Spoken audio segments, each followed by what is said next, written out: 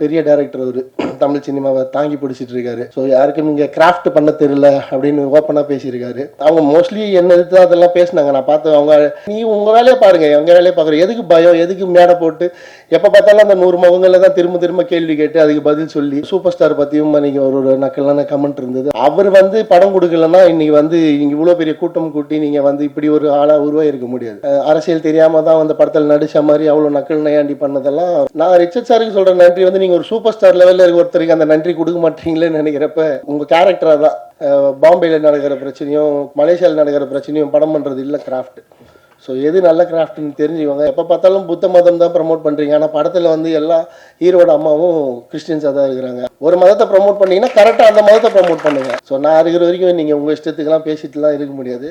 ஏன்னா இங்கே தமிழ் சினிமாவில் இப்போ கிராஃப்ட்டை பற்றி அதிகமாக பேச ஆரம்பிச்சிட்டாங்க. இதே ஸ்டேஜில் ஒரு 4 நாளைக்கு முன்னாடி ஒரு பெரிய டைரக்டர் அவர் தமிழ் சினிமாவை தாங்கி பிடிச்சிட்டு இருக்காரு. அந்த டைரக்டரு ஸோ யாருக்கும் இங்கே கிராஃப்ட் பண்ண தெரியல அப்படின்னு ஓப்பனாக பேசியிருக்காரு. அவர் சூப்பர் ஸ்டாருக்கு படம் பண்ணிட்டாரு. அவருக்கு பெரிய பெரிய பட்ஜெட் வரும். அவருக்கு கிராஃப்ட் நல்லாவே வரும். இப்போ ஃபஸ்ட்டு படம் பண்ணுறவங்க அதுவும் வலதுசாரி சிந்தனையிலேருந்து கடவுள் சார்ந்து ஒரு படம் பண்ணுறவங்களுக்கு எப்படி அந்தளவுக்கு பட்ஜெட் வரும், நீங்கள் எப்படி உங்களுக்கு ஈக்குவலான ஒரு கிராஃப்டை அவங்ககிட்ட எதிர்பார்க்க முடியும். ஸோ ஒரு முதல் படம் பண்ணுற இயக்குனருக்கு அந்த படம் பண்ணுறது எவ்வளோ கஷ்டம்னு அவனுக்கு தான் தெரியும். அவன் எங்கேயோ ஒரு கிராமத்துலேருந்து இங்கே கஷ்டப்பட்டு ஒரு ஃபஸ்ட்டு படம் அப்படி தான் இருக்கும். ஏன்னா அன்றைக்கி அந்த மேடையில் பேசின இயக்குனரோட முதல் படத்துலையும் கிராஃப்ட்னா என்ன அப்படின்னு மக்கள் பார்த்து அவங்க பாராட்டி தான் அவர் வந்திருக்காரு. அப்புறம் ஸ்டேஜில் இங்கே படங்களுக்கெல்லாம் கிராஃப்ட் இல்லைன்னு சொல்கிறது ரொம்ப தப்பு. ஸோ பத்திரிகையாளருக்கு நான் ஒரு கோரிக்கையாக இதை வச்சுக்கிறேன். ஸோ கிராஃப்ட் அப்படின்ற விஷயம் அவங்க வளர வளர பட்ஜெட் வளர வளர அவங்களோட கிராஃப்ட்டும் வளர தான் செய்யும். அதை தாண்டி விஷுவலாக கிராஃப்டை தாண்டி மக்களுக்கு என்ன சொல்ல போகிறோம் அந்த படத்தில், அதுதான் ரொம்ப முக்கியம். அதை தான் நம்ம ஒளிப்பதிவாளர் பாலுமகேந்திரா சார் சொல்லியிருப்பார். நீ எந்த பேனலில் எந்த குவாலிட்டி பேனலில் கதை எழுதுற அப்படின்னு யாராவது கேட்டிருக்காங்களா? ஸோ என்ன எந்த கேமராவில் படம் எடுக்கிறேன்னு கேட்காத, என்ன மாதிரி இருக்கு பாரு, அதுதான் முக்கியம் அப்படின்னு சொல்லுவார். ஸோ என்ன சொல்ல வரும் சினிமாவில், எங்களுக்கு கிராஃப்ட் தெரியுது தெரியல அதெல்லாம் தாண்டி நாங்கள் சொல்கிற விஷயங்கள் இந்த மண்ணுக்கு பயன்படுதா, இந்த மக்களுக்கு பயன்படுதா, இந்த மக்களோட பிரச்சனையை சினிமாவில் பேசுகிறோமா, இந்த மக்களுக்கு தேவையான விஷயத்த கன்வே பண்ணுறோமான்றது தான் பார்க்கணும். அதுதான் எங்களுக்கு தெரிஞ்ச கிராஃப்ட். ஸோ என்னோட படம், நான் பண்ண படம், அவங்க மோஸ்ட்லி என்ன எடுத்து அதெல்லாம் பேசினாங்க. நான் பார்த்து அவங்க அடிக்கடிக்கு மீட்டிங் போடுறப்பெல்லாம் நான் என்ன சார்ந்து இருக்கிற சில இயக்குனர்கள் அவங்க மாதிரி பண்ணுற வலதுசாரி சிந்தனை படங்களை தான் அப்படி அப்பப்போ கவுண்டர் பண்ணி பேசுவாங்க. ஸோ இங்கேருந்து வளர்ந்து வர வலதுசாரியிலேருந்து இப்போ தான் சினிமா பேச ஆரம்பிச்சிருக்கு. ஸோ அதே இங்கேயே அவங்க எப்போ பார்த்தாலும் அதை கலாய்ச்சிட்டு பேசுறது வருத்தமாக இருக்குது. அது நீ உங்கள் வேலையை பாருங்கள், எங்கள் வேலையை பார்க்குற, எதுக்கு பயம், எதுக்கு மேடை போட்டு எப்போ பார்த்தாலும் அந்த 100 முகங்களில் தான் திரும்ப திரும்ப கேள்வி கேட்டு அதுக்கு பதில் சொல்லி அதை ப்ரமோட் பண்ணிட்டியா, அதெல்லாம் நீங்கள் உங்கள் வேலையை பாருங்கள். இங்கே படம் பண்ணுறவங்க இங்கே படம் பண்ணுறோம். மக்கள் எதை நல்ல படமோ அதை மக்கள் பார்க்க போகிறாங்க. ஸோ கிராஃப்டை பற்றி சினிமாக்குள்ளே பேச வேணாம், பத்திரிகையாளர்கள் பேசட்டும். ஸோ சப்போர்ட் பண்ணுங்கள் இந்த படத்துக்கு. அண்டு அன்றைக்கே சூப்பர் ஸ்டார் பற்றியும் அன்றைக்கி ஒரு நக்கலான கமெண்ட் இருந்தது. அது பார்க்க ரொம்ப வருத்தமாக இருந்தது. ஏன்னா அவர் படம் கொடுக்கலன்னா இன்றைக்கி இங்கே இவ்வளோ பெரிய கூட்டம் கூட்டி நீங்கள் இப்படி ஒரு ஆளாக உருவாயிருக்க முடியாது. ஸோ அவரை அரசியல் தெரியாமல் தான் படத்தில் நடித்த மாதிரி அவ்வளோ நக்கல் நையாண்டி பண்ணதெல்லாம் ரொம்ப வருத்தமாக இருந்தது பார்க்க. எங்களையாவது சித்தாந்த ரீதியாக இருக்கிறீங்க, அவர் உங்களுக்கு வாய்ப்பு கொடுத்து உங்களை வளர வச்ச ஒரு மிகப்பெரிய ஒரு ஆன்மீகவாதி. அவர் எல்லாருக்கும் பிடிக்கும் அவரை. இந்த சமீப காலமாக தான் அவரை பற்றி நிறைய விமர்சனம் வர ஆரம்பிச்சது. அது காரணம் எல்லாம் உங்களுக்கே தெரியும். அவர் அன்றைக்கி அவ்வளோ நக்கலாக நையாண்டி பண்ணி சிரித்ததெல்லாம் ரொம்ப கஷ்டமாக இருந்தது பார்க்க. சுத்தமாக எனக்கு முதல் படம் கொடுத்த ரிச்சர்ட் சார் எனக்கு நான் பழையவனார்பட்ட சரியாக போகிறதுக்கப்புறம் திரௌபதி பண்ணுறப்ப ரிச்சர்ட் சார் எனக்கு ஃப்ரீயாக நடிச்சு கொடுத்தாரு. அவரும் அப்போது வளர்ந்து அவர் நிறைய படங்கள் பண்ணி அவர் ஒரு வெற்றியாக வெயிட் பண்ணிட்டு இருந்த ஒரு ஹீரோ. அந்த நிலைமையிலேயே எனக்கு ஃப்ரீயாக நடித்து கொடுத்து அப்படி தான் நான் திரௌபதி உருவாக்கினேன். இன்றைக்கி வரைக்கும் நான் அவருக்கு நன்றியோடு தான் இருக்கேன். எந்த மேடைக்கு போனாலும் அவருக்கு நான் நன்றி சொல்வேன். ரிச்சர்ட் சாரால் தான் நான் இந்த ஸ்டேஜுக்கு வந்தேன்னு. நான் ரிச்சர்ட் சாருக்கு சொல்கிற நன்றி நீங்கள் ஒரு சூப்பர் ஸ்டார் லெவலில் இருக்க ஒருத்தருக்கு அந்த நன்றி கொடுக்க மாட்டீங்களேன்னு நினைக்கிறப்ப உங்கள் கேரக்டராக தான். ஸோ அதெல்லாம் பண்ணாதீங்க சினிமாவில், அது தப்பு. அது அவர் சான்ஸ் கொடுக்கலன்னா நீங்கள் ஒன்றுமே இல்லை, இந்த ஸ்டேஜில் நின்று இருக்க முடியாது. இதே ஸ்டேஜில் தான் அவரை பற்றி அவ்வளோ கேவலமான ஒரு சிரிப்பு அந்த கேள்வி வரப்போ. அவருக்கு அரசியல் புரிதல் இருக்கா இல்லையானலாம் நமக்கு தேவையில்லாத வேலை. அவர் ஒரு நடிகர், நம்பி உங்களை படம் கொடுத்தாரு. ஸோ அது மிகப்பெரிய தப்பு. அதுக்கப்புறம் அதுக்கு மன்னிப்பு கேட்காம அந்த சிரிப்புக்கு எவ்வளோ பவர்ஃபுல் பாருங்கள் அப்படி மாதிரி பேசுகிறது இன்னும் எரியிற நெருப்பில் எண்ணெய் ஊற்றுற கதை தான். அது மாதிரி வேண்டாம், அது மாதிரி பண்ண வேண்டாம். வலதுசாரி படங்கள் வரதான் செய்யும். இந்த மாதிரி கடவுள் சம்மந்தப்பட்ட படம் ஐயப்பன் பக்தர்களுக்கு படம் வந்து எத்தனை வருஷம் ஆச்சு? கிட்டத்தட்ட ஒரு 20 வருஷத்துக்கு முன்னாடி நான் பார்த்துருக்கேன் அந்த மாதிரி படங்கள். இப்போ எங்கே வருது அந்த மாதிரி படங்கள்லாம்? காரணம் நீங்கள் யாரும் அதுக்கெல்லாம் சப்போர்ட் பண்ணாமல் சித்தாந்தமாக வேறு மாதிரி சப்போர்ட் பண்ணுறது தான் அதுக்கெல்லாம் காரணம்.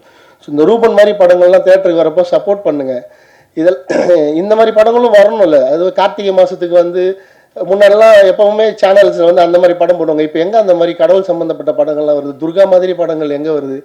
அம்மன் மாதிரி படங்கள் எங்கே வருது? அந்த மாதிரி படம் பண்ண டேரக்டர்ஸே இல்லைங்க. சுந்தர்சி சார் எப்பயாவது 1 2 அந்த மாதிரி பண்ணுறாரு. அதுவும் ஒரு விஷுவல் ட்ரீட்டாக கிளைமேக்ஸில் மட்டும் வைக்கிறாரு. அவரை தவிர வேறு யார் அந்த மாதிரி படங்கள் இப்போ பண்ணுறாங்க? ஸோ அந்த மாதிரி இயக்குநர்கள் அந்த மாதிரி படங்கள் திரும்ப பண்ண ஆரம்பிக்கணும். எல்லா வகையான சினிமாக்களும் இங்கே வந்து தமிழ் சினிமாவில் வரணும். இதான் சொல்லிக்கிறேன். ஸோ நீங்கள் கிராஃப்ட் பண்ண தெரியாதுன்னு சொல்லாதீங்க. மக்களுக்கு தேவையான கலையை பண்ணுறது தான் எங்களுக்கு தெரிஞ்ச கிராஃப்ட். என்னோட படம் அரியலூரில் இருக்கிற பிரச்சனையை பேசும், விழுப்புரத்தில் இருக்கிற பிரச்சனையை பேசும், கடலூரில் இருக்கிற பிரச்சனையை பேசும், சிமெண்ட் ஃபேக்டரியில் அந்த மக்கள் எப்படி பாதிக்கப்பட்டிருக்காங்கன்னு பேசும், விழுப்புரத்தில் இருக்க பெண்கள் காலேஜுக்கு போயிட்டு வரது, ஸ்கூலுக்கு போயிட்டு வரதில் என்ன பிரச்சனைன்னு பேசும், சேலத்தில் இருக்க பெண்களுக்கு வந்து ஆன்லைனில் எந்த மாதிரியான பிரச்சனைகள்லாம் வந்து அவங்களோட வறுமையை பயன்படுத்தி ப்ராஸ்டியூஷனுக்குள்ளே கொண்டு போகிறாங்கன்னு பேசுவோம். ஸோ அதுதான் இந்த மண்ணுக்கான கிராஃப்டாக நாங்கள் நினைக்கிறது. இங்கே போயிட்டு பாம்பேயில் நடக்கிற பிரச்சனையும் மலேசியாவில் நடக்கிற பிரச்சனையும் படம் பண்ணுறது இல்லை கிராஃப்ட். ஸோ எது நல்ல கிராஃப்ட்னு தெரிஞ்சுக்கோங்க. அடுத்தவங்கள இந்த மாதிரி மேடை போட்டு நக்கல் பண்ணி சிரிக்கிறத தயவுசெய்து விடுங்க. அதுவும் இல்லாமல் ஜானரை எக்ஸ்ப்ளோர் பண்ண மாட்டாங்க. ஒரே ஜானர் சுற்றி ஒரே படம் பண்ணிவிட்டு அவங்களுக்குள்ளேயே விமர்சனம் பண்ணி அவங்களுக்கு பாராட்டுறதுக்குன்னு ஒரு 10 சினிமாவில் பெரிய ஆட்கள் இருக்காங்க. எந்த படம் பண்ணாலும் அவங்க வந்து அதை வாழ்த்தி ட்வீட் போட்டுருவாங்க, படம் பார்க்குறாங்களோ இல்லையோ. அது நிறைய ஜானர்ஸ் இருக்குது பண்ணுறதுக்கு. நீங்கள் பேசுகிற சித்தாந்தத்திலே நிறைய ஜானர்ஸ் இருக்குது. 2022 தான் முதல் ஒரு தலித் பிஷப் வந்து தமிழ்நாட்டில் உருவானார் மதுரையில். அதுக்கு முன்னாடி நான் தான் படம் எடுத்தேன், கிறிஸ்டியானிட்டிக்கு கேஸ்ட் கிடையாதுன்னு. இருந்தாலும் சமூகத்தில் வந்து நிறைய கிறிஸ்டியன்ஸ் வந்து கூட கேஸ்ட் சேர்த்து தான் போட்டுக்கிறாங்க. அப்படி தலித்துலேருந்து கன்வெர்ட் ஆன கிறிஸ்டியன்ஸுக்கு வந்து ஒரு பிஷப்பாக வர்றது வந்து எவ்வளோ கஷ்டம், அதில் எவ்வளோ பிரச்சனை இருக்குன்றத சினிமாவை எடுங்க. இங்கேருந்து மதம் மாறின பட்டியலினத்துலேருந்து மதம் மாறின நிறைய இஸ்லாமிய பெண்கள் இருக்காங்க, கல்யாணம் முதிர்கன்னிகளாக இருக்காங்க. அவங்க ஒரு புக்கை எழுதியிருக்காங்க, கருப்பாய் என்கிற நூர்ஜஹான் அப்படின்னு சொல்லி. அந்த மாதிரி விஷயங்கள்லாம் படமாயிடுங்க. அது வந்து அந்த மக்களோட பிரச்சனை தானே, உங்கள் சம்மந்தப்பட்ட மக்கள் பிரச்சனை தானே. அதெல்லாம் விட்டுட்டு வேறு எப்பயோ 100 வருஷத்துக்கு முன்னாடி 70 வருஷத்துக்கு முன்னாடி நடந்தது அதையும் காட்டுங்க, தப்பு இல்லை. அதையே திரும்ப காட்டி எதுக்கு பிரச்சனை? இன்றைக்கி சமூகத்தில் என்ன பிரச்சனை இருக்குது? உங்களை சுற்றி இருக்கிற நிறைய பேருக்கு நிறைய தேவை இருக்குது. பொல்யூஷன் பிரச்சனை இருக்குது, நிலத்தை பிடிங்கிறாங்க, நிறைய பஞ்சமி நிலங்களை நிறைய பேர் வந்து பிடிங்கி வச்சுட்டு திருப்பி தரமாக இருக்காங்க. அந்த மாதிரி எவ்வளோ பிரச்சனை இருக்குது. அந்த மாதிரி ஜானர்லாம் எக்ஸ்போஸ் பண்ணுங்கள். அதை பண்ணாமல் திரும்ப சுற்றி ஒரு சமூகத்துக்குள்ளேயே சண்டையை வச்சு அது ரொம்ப தப்பு. எப்போ பார்த்தாலும் புத்த மதம் தான் ப்ரமோட் பண்ணுறீங்க. ஆனால் படத்தில் வந்து எல்லா ஹீரோட அம்மாவும் கிறிஸ்டின்ஸாக தான் இருக்கிறாங்க. அது எனக்கே புரியல. அது ஒரு மதத்தை ப்ரமோட் பண்ணிங்கன்னா கரெக்டாக அந்த மதத்தை ப்ரமோட் பண்ணுங்கள். இதில் நிறைய உள்ள சினிமாக்குள்ளே பிரச்சனை இருக்குது. இவங்க பண்ணுற இந்த அரசியலுக்கு நிறைய ஃபண்டு தராங்க. அதெல்லாம் பேசுனா சினிமாக்குள்ளேயே சண்டை போடுற மாதிரி ஆகிடும். அவங்க பேசுனது ரொம்ப வருத்தமாக இருந்தது. அதை வந்து ஒரு பதிவாக பண்ணிடுறேன். ஸோ இந்த மாதிரி புது படங்கள் கஷ்டப்பட்டு அவங்க ஒரு ஊர்லேருந்து ஒரு 10 பேர் சேர்ந்து காசு போட்டு படம் பண்ணி தெரிஞ்சோ தெரியாமல வந்து படம் பண்ணிடுறாங்க. விஷுவலாக பார்க்குறப்ப நிஜமாலே அந்த வைப் இருந்தது. அதை மக்கள் பாவத்தை விட்டுருங்க. அதை விட்டுட்டு அதுக்குள்ளே நீங்கள் ஐடியாலஜியை கண்டுபிடிச்சி கிராஃப்டை கண்டுபிடிச்சி ஆரம்பத்திலே அவங்கள வந்து தட்டி விடுறது கெள்ளி விடுறது மிகப்பெரிய தப்பு. சினிமாவுக்குள்ளே இருந்துட்டு அதை செய்யாதீங்க. இன்றைக்கி சினிமா எப்படி இருக்குது? இந்த வருஷம் ஒரு படம் கூட ஹிட் ஆகலை. இந்த வருஷம் இது வரைக்கும் எல்லாருக்குமே தெரியும். ஸோ சினிமா நல்லா இருக்கணும்னா சினிமாக்குள்ளே இருந்து எல்லா படத்தையும் சப்போர்ட் பண்ணுங்கள். ஐடியாலஜிக்கெல்லாம் படத்தை சப்போர்ட் பண்ணாமல் நான் சொன்ன ஜானரில் நீங்கள் படம் பண்ணுங்கள், நான் வந்து உங்கள் கூட நின்று ஸ்டேஜில் நின்று உங்கள் படத்தை வாழ்த்துறேன்.